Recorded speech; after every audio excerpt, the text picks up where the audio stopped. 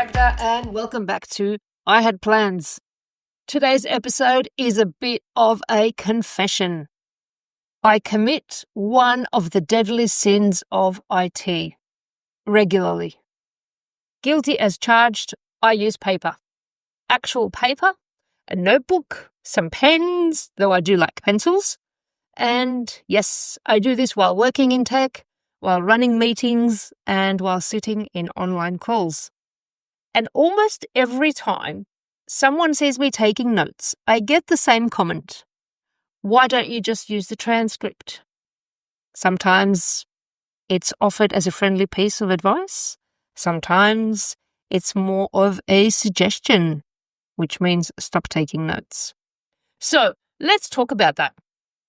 On paper, that advice makes sense. The meeting is recorded, there's a transcript, everything's captured. Why bother writing anything down? But here's the thing. If I don't take notes, I get distracted. My brain needs my hand to be doing something in order for the rest of me to stay present.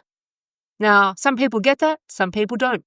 Writing keeps me anchored, and it stops my thoughts from wandering off into emails, to-do lists, or anything else that decides to visit my brain during that time. So for me, the notes are not just about remembering, they're about paying attention. And there's also a muscle memory thing happening. Writing helps me process information. The movement, the repetition, the physical act of it all helps ideas stick. Plus, I have my little system of organising my to-do actions and other notes. I'm not writing everything word for word. I'm filtering, summarising, and making sense of what I'm hearing in real time. And I do take very few notes because I want to pay attention in the meeting. A transcript gives you the words, but writing gives me understanding. And this is where the neurospicy part comes in for a lot of people. Some brains don't do passive listening very well. They can't sit still and listen. They'll miss things, important things. So the note-taking, it's not a distraction. It's a support system for many, not just the neurospicy people.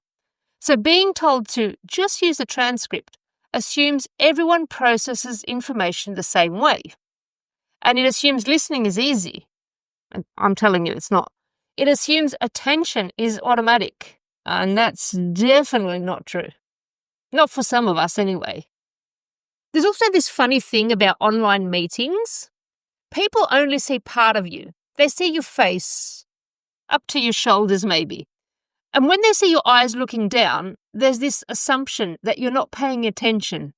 So I can understand where they're coming from when they ask someone not to take notes. For me, though, looking down might mean I'm writing, I'm thinking, I'm processing. This is one of the difficulties of remote meetings and online calls, isn't it? Engagement doesn't always look like staring at a screen, but it's hard to capture when you only get part of an image. Overall, transcripts are useful. I'm not anti-transcript at all.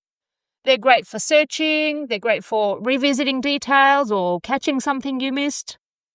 But sometimes reading a transcript later means re-entering the meeting, scanning, filtering, reprocessing, and it takes effort. And you don't always need to put in that much effort for one little piece of information that you're looking for. So writing in the moment reduces some of that load for me, and it keeps everything contained in one part of my brain. So sometimes, for me, the simplest tool is the most effective one. And if there's anything in those notes that would ever need to be searched or revisited later by someone else, of course, I would share them in a digital format. There is a lot of quiet pressure in tech to use the latest tool, the most efficient workflow, the most optimized process. And when your method looks a bit old school, you can feel like you need to justify it. But for me, productivity is not performative. If it works for you, it works for you, even if it's paper. So, yes, I use transcripts, but I also use notebooks and pens and muscle memory, whatever helps my brain stay present. If I'm talking, that would mean using my hand movement a lot. I talk a lot with my hands. If taking notes helps you focus, you don't need to stop just because someone else wouldn't do it that way. I'm definitely not. And if you've ever been told to just use the transcript while quietly knowing that would make everything harder, well, just know that you're not alone. Thanks for listening to this episode of I Had Plans. I'll see you in the next episode, and I'll definitely have a notebook and some pens in front of me when I'm recording it. Don't forget to share and subscribe. See ya.